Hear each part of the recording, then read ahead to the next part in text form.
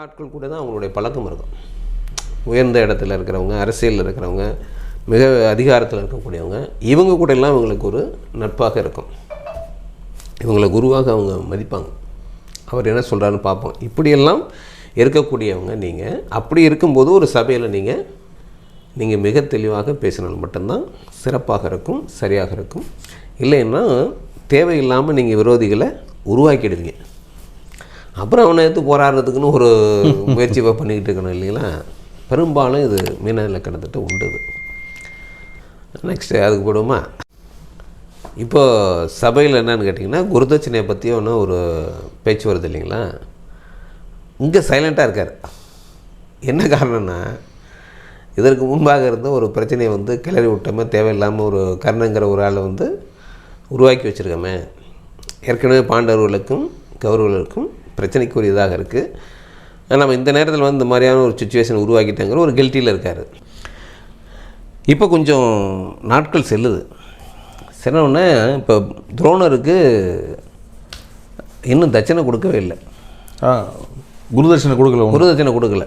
எல்லாம் முடித்தாச்சு. இந்த அரங்கத்தில் நடந்த சலசலப்புனால் துரோணர் பேசாமல் இருக்கார். ஆனால் பீஷ்மர் பார்க்குறாரு, துரோணருக்குரிய மரியாதையை நம்ம செய்யணும் அப்படின்னு சொல்லிட்டு இப்போ அவர் துரோணரை கூப்பிட்டு சபையில் எல்லாருக்கும் மிகச்சிறப்பாக அசுர வித்தைகள் நம்மளுடைய பிள்ளைகளுக்கு கற்றுக் கொடுத்துருக்காரு.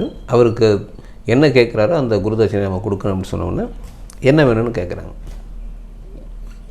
துரோணர்கிட்ட.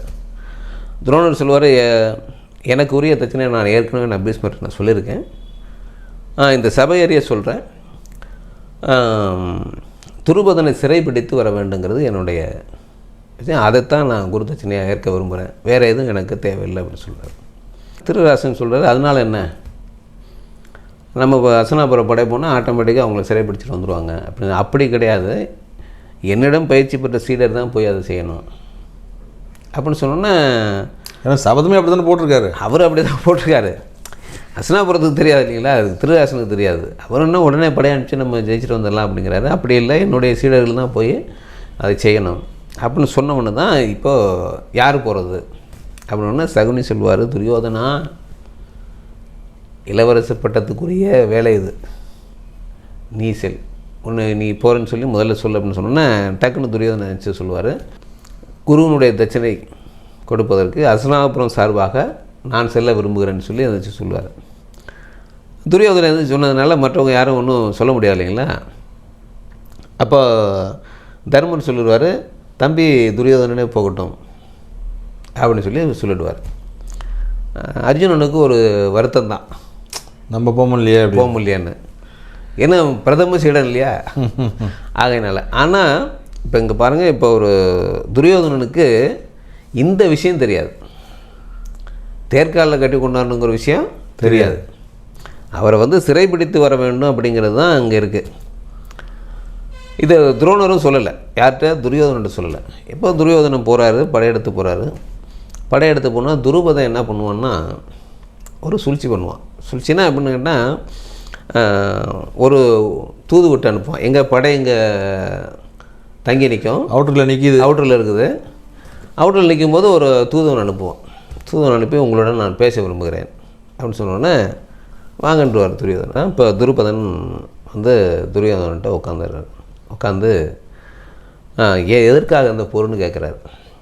கேட்டவொன்னே துரியோதனன் சொல்கிறாரு, எங்களுடைய குருநாதர் உங்களை சிறைப்பிடிச்சிட்டு வர்றது தான் அவருடைய தட்சணையாக கேட்குறாரு, அதற்காக அசனாபுரம் சார்பாக நான் வந்திருக்கேன் அப்படின்னு சொல்லி வந்த மோட்டிவேஷன் சொல்கிறாரு.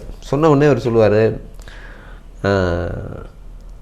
அசனாபுரத்து இளவரசே, அவர் இளவரசேங்கிறார். இளவரசே ஆகலை, ஆனால் அவர் பேச்சு எப்படி ஆரம்பிக்கிறேன்னா, அசனாபுர இளவரசே, நானும் துரோணரும் நெடுங்கால நண்பர்கள், படிக்கிற காலத்தில் 2 பேரும் ஒன்றா படித்து எனக்கு நிறைய விஷயங்களை சொல்லிக் கொடுத்தது துரோணர் தான். அதன் பொருட்டு நான் அந்த ஆர்வத்தில் நான் இப்போ என்ன சொன்னேன்னா, நான் ராஜ்யத்துக்கு வந்த பொண்ணு பாதி நாட்டை நான் உனக்கு தரேன், நீயும் அரசனாயிட்டேன்னு சொல்லிட்டேன். அதற்கு பிறகு நான் வந்துட்டேன். அதுக்கப்புறம் நாடு வந்தேன், நான் அரசனாகிட்டு இவர் நெடுநாள் வரவே இல்லை. ரொம்ப காலம் கழித்து அவர் திரும்பி அரசவைக்கு வர்றாரு. சாதாரண ஒரு அந்தணனாக வர்றாரு. வந்தவர் என்ன பண்ணார், நட்பு முறையில் பேசுகிறாரு. தனிப்பட்ட முறையில் பேசினாரு. நான் அந்த அரசவை மாண்பை அவர் கடைப்பிடிக்கல. ஒரு ராஜா கிட்ட பேசாம பேசல, அங்கே போனால் அப்படி தானே பேசி ஆமாம் பேசிதான். நம்ம தனிப்பட்ட முறையில் வர வச்சு கூட ரூமில் உட்கார வச்சு இன்னொன்னாலும் பேசலாம். அந்த ஒரு பொசிஷனில் உட்காந்துருக்கும் அதுக்குள்ள மரியாதையும் அந்த இதையும் காமிச்சா அதுக்கான ரெஸ்பெக்ட் கொடுக்கணும். அப்போது சொன்னார், அவர் அந்த அரசவையினுடைய மாண்பெல்லாம் அவர் பார்க்கல. நான் அந்த இடத்துல ஒரு அரசனாக இருக்கேன், அவருடைய நண்பன்கிற மட்டும் இல்லை, தனிப்பட்ட முறையில் பேசியிருந்தால் இவரே போய் துரோணோட வாப்பா ஒரு 10 நிமிஷம் பேசணும், நம்மளாம் ஒன்றா படித்தோமே சொன்னால் அவருக்கு 1 நேரம் இருந்திருக்கு போகிறாரு, பேசியிருக்க போகிறார், ஃப்ரீயாக ரூமில் பேசியிருக்கலாம். நம்மால் தான் தப்பன்னு போய் ஆமாம் வந்துட்டார் இல்லை. அப்போ வந்து நான் அரசனுடைய மாண்பை கடைபிடிக்கக்கூடிய இடத்துல நான் இருக்கிறேன், ஆகையினால நீ யாசகமாக என்ன வேணாலும் கேளு, நட்பின் அடிப்படையில் கேட்காத அப்படின்னு சொன்னேன். அதுக்கு அவர் கோச்சிட்டு கிளம்பிட்டார். என்ன கேட்க வந்தாருன்னு கூட தெரியல. அவர் நாடு கேட்க வந்தாரா அல்ல ஒரு பசு தான் கேட்க வந்தாரெல்லாம் எனக்கு தெரியாது. அரசனுடைய மாண்பை நான் கடைப்பிடிச்சேன். இப்போ நீ சொல்லு, நான் செய்தது சரியா தவறா? ஒரு அரசனாக இருந்து சொல்லு. சொல்லு, என்னுடைய நிலையில் நீ இருந்து சொல்லணுன்னா இப்போ துரியோதனனுக்கு இதெல்லாம் நியாயமாகப்படுது. இவர் தான் தேவையில்லாமல் கோச்சிட்டு வந்துட்டார் போட்டு. துரியோதனா இப்போதும் ஒன்றும் கெட்டு போகல. அவர் ஒரு பசு வேண்டி தான் வந்தார். நான் 1000 பசு தரேன், நான் கொடுத்தேன்னு சொல்லி நீ அவரை சொல்லு. அதன் பொருட்டு அதற்கு அது சமாதானம் ஆகலைன்னா அதன் பொருட்டு போர் தொடுக்கலாம். ட்வீட் பண்ணி விடாம பாருங்க. நான் கொடுக்குறேன் அந்த அவர் ஒரு பசு தேடி வந்தார், நான் 1000 பசுக்களை கொடுக்குறேன், இதுலேயும் அவர் திருப்தி அடையலைன்னா அதன் பொருட்டு நீ போர் எடுத்துகிட்டு வா அப்படின்னு தேவையில்லாத மக்கள் அழிய வேண்டான்னு ஒரு அரசனாக அவன் புஷ் பண்ணி விட்டான். இப்போ இது வந்து துரியோதனனுக்கு இது நியாயமாக தான் படுது. இது நியாயம் தானே இது. இப்போ அவருக்கு தேவை என்ன? ஒரு தனிப்பட்ட மனுஷனோட கோபத்துக்காக போய் போர் தேவையில்லை. ஆமாம், இப்போ 2 நண்பர்களுக்குள்ளே பிரச்சனையை அதிகப்படுத்த வேண்டாமே அப்படின்னு துரியோதனன் அவனுடைய இதில் வந்து யோசித்து 1000 பசை எடுத்துகிட்டு கொண்டு போய் துரோணர் நிறுத்துறாரு. துரோணருக்கு சொல்லணும்னா கோபம் வரல. ஏன்னா போனது அவருடைய அவமானம் இல்லை, இவருக்கு வந்து அந்த மானவமானை பற்றியான எந்த விதமான அனுபவம் இல்லையா. அப்படிங்கிறனால துரியோதனா நான் சொன்னது என்னுடைய தட்சணையாக கேட்டது துருபதனை சிறைப்பிடித்து வர வேண்டும், அதுவும் தேர்காலில் கட்டி தான் அவனை கொண்டு வரணும், இதுதான் என்னுடைய தட்சணை. நீ கொண்டு வந்திருக்கிற 1000 பசுக்களை அவனிடமும் திருப்பி அனுப்பிச்சிரு, நீ செல்ல வேண்டாம் அப்படின்னு ஒன்று. இப்போ இருக்கும்போது அர்ஜுனன் சொல்லுவான், குருவே உங்களுக்கான குருதட்சணை நான் செலுத்த ஒரு முறைன்னு சொல்லி முன்னாடி வந்துருப்பான். துரியோதனன் பார்ப்பார், இது நல்ல விஷயந்தான், போதும் டயர்டாகி போச்சு போய் வந்தது.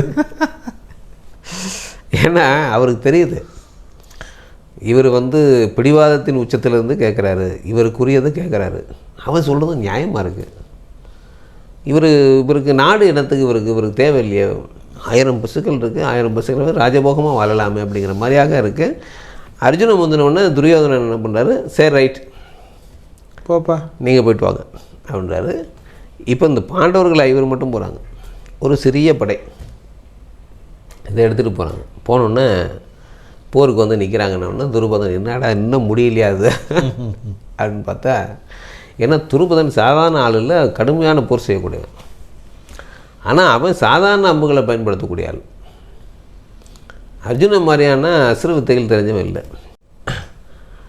இப்போ அர்ஜுனன் வந்திருக்காங்க, 5 பேர் தான் வந்திருக்காங்க, ஒரு சின்ன படம் இருக்குது, இதை வச்சுக்கிட்டு எப்படி நம்மளை வெற்றி கொள்ள முடியும் அப்படின்னு சொல்லி துருபதன் நேராக போருக்கே இறங்கிறார். சமாதானத்துக்கெல்லாம் இல்லை. இப்போது போர்க்களத்தில் பார்த்து இவ்வளோ சின்ன படையை வச்சுக்கிட்டு எப்படி ஜெயிக்கலான்னு நீங்கள் வந்திருக்கீங்கன்னு கேட்டவுடனே அர்ஜுனன் ஒரு அம்பு விடுவான், வர்ணாசுரத்தை விடுவான். விட்டாக்க மலையாக கொட்டி தீர்க்கும்.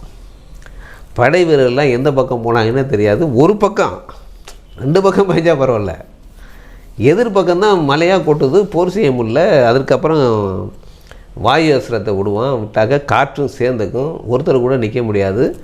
துருபதனை அலையக்கா தூக்கிட்டு வந்துடுவாங்க. தேர்காலில் கட்டி தூக்கிடுறாங்க.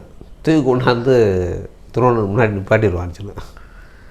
நிப்பாட்டினா துருபதனுக்கு எப்படி இருக்குன்னா, என்னடா பண்ணாங்க, நம்மளை தூக்கிட்டு விட்டாங்கன்னு. போர் செய்யவே இல்லை, 2 அசுரத்தில் நம்மளை வந்து இப்படி பண்ணிட்டான்னு, என்ன வித்தடாது கண்ணை கட்டி வித்த மாதிரி ஆகிப்போச்சு அப்படின்னு சொல்லிட்டு அவர் நிற்கிறாரு. நம்மளை கொண்டாந்து இப்படி வந்து துரோணர் முன்னாடி நிறுத்திட்டாங்கன்னு பெரிய அவமானமாக இருக்குது. இதுக்கு பேசாமல் என்ன கொண்டுடலாமே அப்படிங்கிறான். ஏன்னா அர்ஜுனன்ட்ட வழியில் கேட்பான் துருபதன், அர்ஜுனா தயவு செய்து என்னை கொன்னுடு, இந்த அவமானங்களை சுமந்து நான் துரோணர் முன்னாடி நிற்கிறதுக்கு நான் விரும்பலை அப்படிங்கிறாரு. அர்ஜுனன் சொல்லுவான், உங்களை கொண்டாந்து நிப்பாட்டுறது தான் அவர் தட்சணையாகவே கேட்டிருக்காரு குருநாதருடைய விருப்பத்தை நிறைவேற்றணுங்கிறதுக்காக தான் உங்களை உயிரோடு நான் கொண்டு வர்றேன் அப்படிங்கிறான். கொண்டு வந்து இப்போ நிறுத்தினால இப்போ துருபதனுக்கு சொல்ல ஒண்ணாத அவமானத்தின் உச்சம் இல்லைங்கள, அது இதை விட இறப்பது மேலுங்கிற மாதிரி நிற்கிறான். இப்போ துரோணர் பார்க்குறாரு, அவனுடைய நிலையும் பார்க்குறாரு. பார்த்துட்டு சொல்லுவார், துருபதா, ஒரு மனிதன் சாதாரண மனிதன் கொடுத்த வாக்கை காப்பாற்றணும். அரசன் தன்னிடம் சேர்ந்த யாசகர்கிட்ட என்ன வேணும்னு கேட்டு அவங்களுக்கானது செய்யணும். நட்புன்னா நட்புக்குரிய மரியாதையை கொடுக்கணும். நீ 3 இடத்துலையுமே நீ சரியாக நீ இல்லை. நட்பையும் நீ உதாசீனப்படுத்திட்ட, ஒரு அரசனாகவும் நீ இல்லை, ஒரு அடிப்படையான சாதாரண மனிதனாகவும் கூட நீ இல்லை. உனக்கு இதை உணர்த்தணும். இதை சரியாக செய்யலைன்னா என்ன மாதிரியான விளைவுகள் ஏற்படுங்கிறத காமிக்கிறதுக்காக தான் நான் இதை பண்ணேன். உண்மையில் எனக்கு எந்த விதமான கோபம் இல்லை. நான் இன்றும் அதே துரோணாச்சாரியாராக தான் இருக்கிறேன். உன்னை நான் அப்படி தான் பார்க்குறேன். நண்பனே, என்னுடைய நாடு இது. இப்போ உனது எனது என்ற பாகுபாடு இல்லை. ஆனாலும் எனக்கு உரியதாக இந்த நாடு இன்று இருக்குது. என்னுடைய நாட்டில் பாதியை உனக்கு நான் தரேன், மறுபாதியை என்னுடைய மகனான அஸ்வத்தாமன் ஆளுவான் அப்படின்னு டிக்ளேர் பண்ணிடுறாரு. பண்ணிட்டு சொல்லுவார், உன்னிடமிருந்து நான் ஒரு பசுவை பெற விரும்புகிறேன் பாரு. இன்னும் அந்த பசுவை உள்ள ஆனால் இங்கே போகணுமே, மனைவிட்ட போய் காமிக்க, அது வளர்ந்து குழந்தை எவ்வளோ பேர் குழந்தை அடிச்சது. அவர் கேட்குறாரு, சொல்கிறாரு, துருபதா, உன்னிடமிருந்து நான் ஒரு பசுவை பெற விரும்புகிறேன் அப்படி சொல்லி இப்போ அவனுடைய எதிர்ந்து ஒரு பசுவை ஓட்டி ஒரு பிரகாரம் வாங்குறாரு. இப்போ தான் வாங்குறாரு. சரியாக போச்சு அப்படின்னு சொல்லிட்டு இப்போ இந்த பசுவை ஓட்டிட்டு மனைவியை பார்க்க போவார். ஒரு சின்ன விஷயம் சார், இந்த ஒரு சபதத்துக்கு இருக்கிற மாதிரி இப்போ இருக்கிற நம்மளுடைய மனிதர்களும் அதே மாதிரி தான் இருப்பாங்களா? நிச்சயமாக இருப்பாங்க ஜி. ஏன்னா இது ரொம்ப ரொம்ப லாங் டைம் சபதம் ப்ராசஸ் இது. ஏன்னா கிட்டத்தட்ட ஒரு மைண்ட்லேயே வச்சு செய்வாங்க உங்களுக்கு இதை. ஆமாம், மைண்ட்லேயே வச்சுவாங்க ஜி. இந்த பொறுமையும் இந்த இதுவும் வைராக்கியமும் வேறு யாருக்கும் இருக்காது. உதாரணம் சின்ன விஷயம் சொல்கிறேன்னு கேட்டிங்களேன், பழக்க வழக்கங்களில் இவங்களை யாரும் கெடுக்க முடியாது. மீன இலக்கணத்துக்காரங்களை அந்த பழக்கம் பழகிட்டார், இந்த பழக்கம் பழகிட்டார், அவர்னால இவர் கெட்டு போயிட்டாருங்கிற பேச்செல்லாம் கிடையாது. பழக்கத்தை இவர்களே விரும்பி பழகுவாங்க. அதுலேயும் கரை காணுவாங்கன்னு வச்சுங்க, உடனே ஸ்டாப் பண்ணுவாங்க. வேறு யாராலையும் முடியாது. எந்த லக்கணத்துக்கும் இந்த கெப்பாசிட்டி கிடையாது.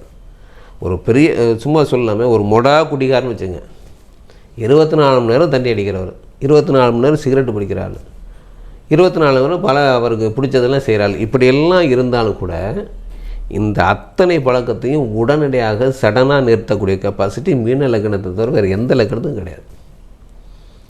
அவ்வளோ பெரிய வைராக்கியம் உடையவங்க, மன வலிமை இருக்கும். சடனாக நிறுத்துவாங்க ஜி. நீங்கள் உங்களுக்கு தெரிஞ்ச மீன லக்கணத்தை கேட்டு பாருங்கள். இந்த பழக்க வழக்கங்களை இப்படி தான் அவங்க இருப்பாங்க. நான் நிறைய பேரை பார்த்துருக்கேன். இதை விட வேடிக்கை என்னன்னு கேட்டிங்கன்னா, நம்மளுக்கு ஒரு நண்பர் இருந்தார். இப்போ நான் சொல்கிறேன் இல்லைங்களா, நான் ஒரு சின்ன வயசில் பார்த்தது. என்ன சாப்பிட்டாலும் நிதானமாக இருக்கக்கூடிய ஆள். அப்போல்லாம் சாராய கடை திடீர்னு நிறுத்திட்டார், சாப்பிட்றதில்ல. ஆனால் சாராய கடையில் வேலையை பார்க்குறாரு. இது என்ன கொடுமையாக இருக்குது, ஆச்சரியமாக இருக்குது எனக்கு. ஒரு சொட்டு சாப்பிட மாட்டார். அப்படி நான் அவரெல்லாம் பார்க்கும்போது எனக்கு தெரியுது, மீனலகன்னு பார்க்கும்போது இந்த மாதிரி இருப்பாங்கங்கிறதுக்கு எனக்கு உதாரணம் நான் சொல்கிறது. இப்போ நீங்கள் இந்த உறுதி இருக்குமா பாருங்கள், வாய்ப்பே இல்லை. ஆமாம், அதாவது நான்வெஜ் சாப்பிட மாட்டேன்னு சொல்லிட்டு கருவாட்டு கடையில் உட்காந்து வேலை பார்க்குற மாதிரி, ஒரு கறி கடையில் உட்காந்து வேலை பார்க்குற மாதிரி, அல்லது ஒரு ஹோட்டலில் வேலை பார்க்குற மாதிரி. அப்போ இதெல்லாம் இவ்வளவு மன உறுதி உடையவங்க. அப்போ இந்த மன உறுதி பீஷ்மர்ட்ட இருக்குது, துரோணர் இருக்குது இல்லைங்களா. இது எவ்வளோ பெரிய வீம்பு வரும். கிட்டத்தட்ட ஒரு குறைஞ்சபட்சம் சொல்லணும்னா ஒரு 10 ஆண்டுகள் சொல்லலாம். மனைவியை போய் பார்க்கவே இல்லை, பார்க்காம இப்போ போய் மனைவியை பார்க்குறாரு. அந்த மனைவியுடைய நிலையை நீங்கள் நினச்சி பாருங்கள். இப்படியாப்பட்ட ஒரு ஆளை கல்யாணம் பண்ணிவிட்டு படுற பாடு உண்மையில் ஜி. நீங்கள் இன்றைக்கி இருக்கிற மீன இலக்கணத்தில் பிறந்தவங்களாம் இந்த கேட்டகரியில் இருப்பாங்க. அவங்களுடைய மனைவியை கூட்டி போய் தனியாக நீங்கள் விசாரிச்சிங்கன்னா, அப்பா இந்த மனுஷன் கூட நான் வாழ்ந்த வாழ்க்கை அப்படின்னு சொல்லுவாங்க. அதை அட்ஜஸ்ட் பண்ணுறேன், அவர் இப்படி தான் இவருக்கு தகுந்த மாதிரி நம்ம வாழ்க்கையை நகர்த்தணுங்கிறவங்க தான் சாமர்த்தியசாலி. நம்ம தான் சொல்லிட்டோம் ஏற்கனவே, இவர் மனைவிக்கு அடிமைன்னு சொல்லிட்டோம் நம்ம, அல்லது கணவருக்கு அடிமை அவங்க. இவர் இப்படி தான் கையாளுங்கிற சூட்சமத்தை புரிஞ்சுக்கிட்டாங்கன்னா இவரோட குடும்பம் நடத்துறது ரொம்ப ஈஸி. சூட்சமத்தை புரிஞ்சுக்கலைன்னா ரொம்ப வருத்தப்பட வேண்டியதாக இருக்கும் வாழ்க்கை துணை. இதுதான் அந்த மீன இலக்கணத்தினுடைய இயல்பு. சார் இப்போ நீங்கள் பார்க்கும்போது பார்த்தீங்கன்னா வாழ்க்கை துணையை வந்து ரொம்ப கவனமாக தான் இருக்கணும் போல தோணுது எனக்கு. ரொம்ப கொஞ்சம் சிரமமாக தான் இருக்குது. ஏன்னா அவங்க அந்த ஸ்தானத்துலேயே இருக்காங்க, கொஞ்சம் அட்ஜஸ்ட் பண்ணி தான் போனோன்னு சொல்கிறாங்க. எத்தனை பேர் அட்ஜஸ்ட் பண்ணிவிடுவாங்க? இல்லை, பண்ண மாட்டாங்க. கொஞ்சம் கஷ்டம் தான். இல்லை, இப்போ எனக்கு என்ன கேள்வின்னா, இப்போது இந்த சுமூகமாக போனோம்னா இந்த மீன லக்னக்காரங்க எந்த லக்னத்தோடு இணைஞ்சோம்னா மேரேஜ் பண்ணால் பெட்டராக இருக்கும்?